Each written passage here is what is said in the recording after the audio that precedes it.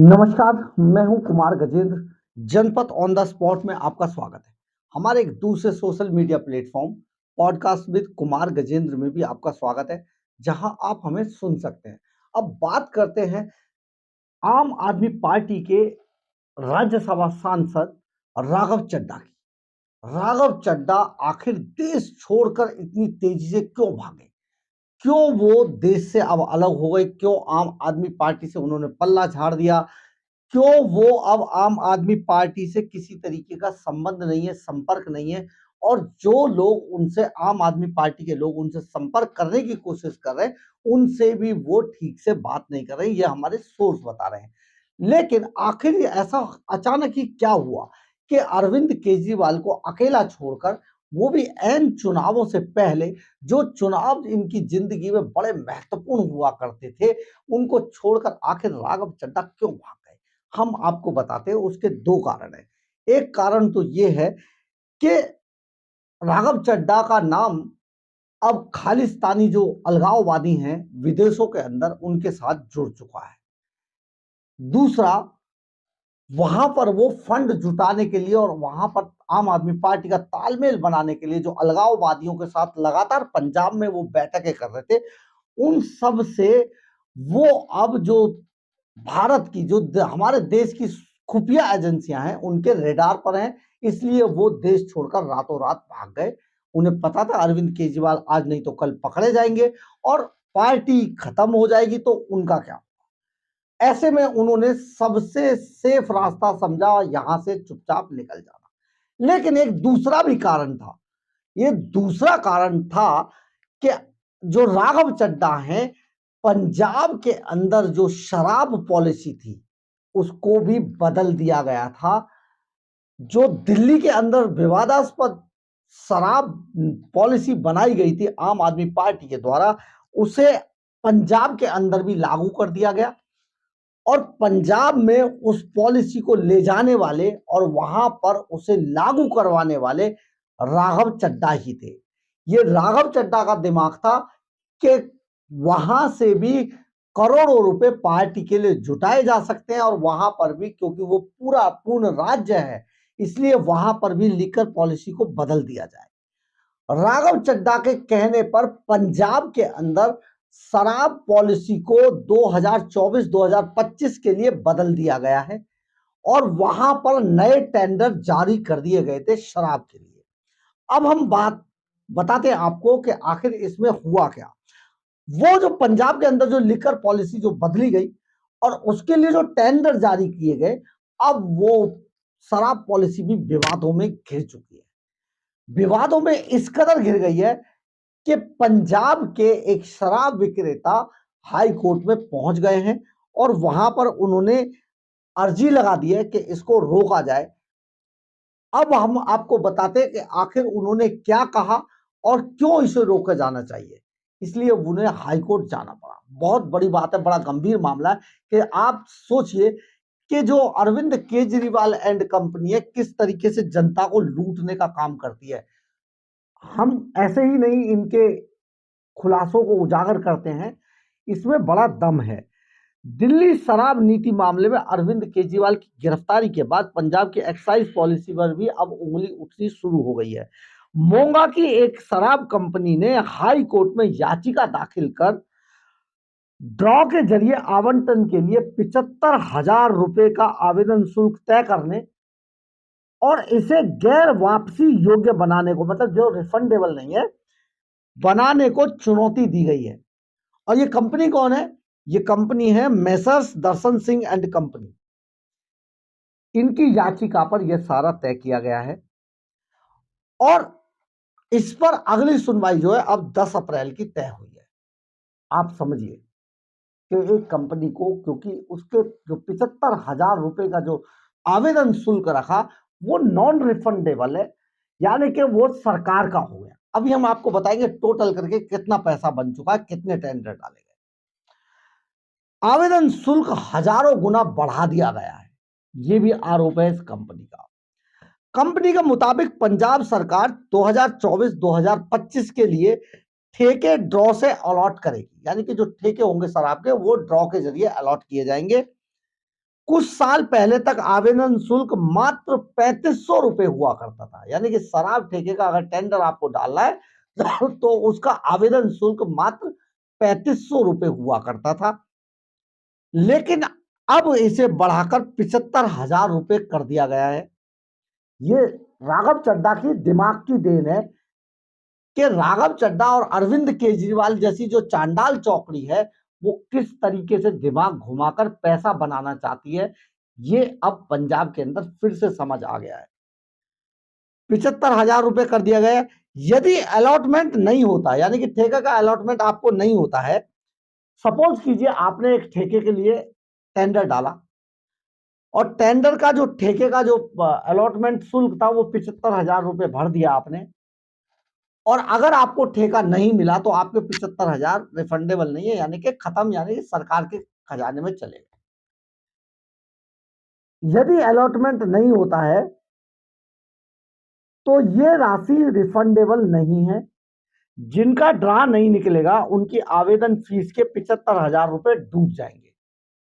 याचिकाकर्ता ने कहा कि आवेदन फीस में बेतहाशा बढ़ोतरी न सिर्फ गलत है बल्कि न्याय के सिद्धांत के खिलाफ भी है।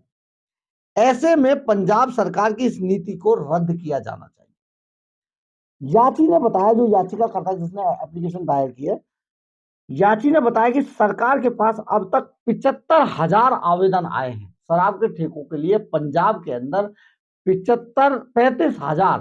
35,000 आवेदन आए हैं, जिससे सरकार ने 260 करोड़ रुपए कमा लिए हैं। 260 रुपए कमा लिए नहीं है, लूट लिए हैं। जनता के 260 करोड़ रुपए पंजाब सरकार ने लूट लिए हैं। आप समझिए, आबकारी विभाग ने कुछ ऐसे सुधार किए हैं जो मनमाने और अन्यायपूर्ण हैं। ऐसे में सरकार की इस नीति को रद्द किया जाए। जो याची है, जिसने ये याचिका डाली है, उसमें उन्होंने ये मांग की है कोर्ट से। अब चुनाव आयोग इसमें बीच में आ गया है। चुनाव आयोग ने ये जो टेंडर निकालते थे, जो ठेकों के ड्रॉ निकलते थे, अब चुनाव आयोग बीच में कूद गया और उन्होंने इनको रद्द कर दिया है। चुनाव आयोग ने पंजाब के अंदर नई आबकारी नीति के तहत शुक्रवार को निकाले जाने वाले ठेकों के ड्रॉ अगले आदेश तक रद्द कर दिए हैं। ड्रॉ 22 मई को निकाले जाने थे और आचार संहिता लगने के कारण मामला चुनाव आयोग तक पहुंच गया था। 9 मार्च को पंजाब मंत्रिमंडल ने वित्त वर्ष 2024-2025 के लिए नई आबकारी नीति को मंजूरी दी थी।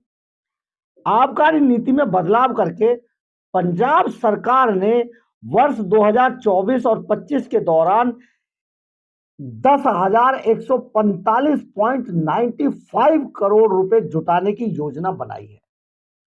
आप समझिए, 10,145.95 करोड़ रुपए कमाने की योजना बनाई है, इससे जुटाने की योजना बनाई है, जो पिछले साल के मुकाबले 621.95 करोड़ रुपए ज्यादा है पिछले मामलों की बनस्पत।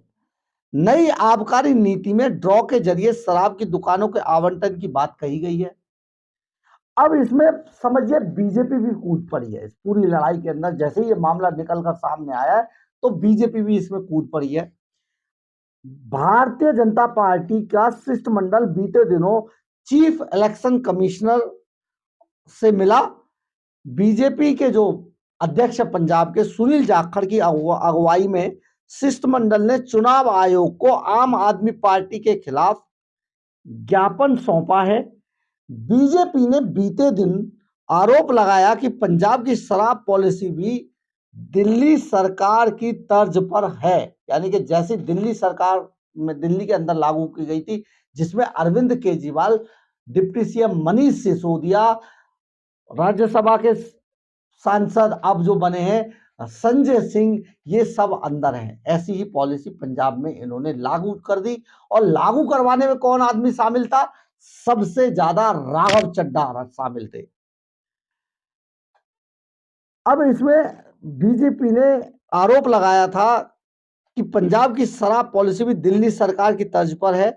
ज्ञापन में मांग रखी गई है कि ईडी को पंजाब की शराब पॉलिसी को लेकर भी जांच करनी चाहिए।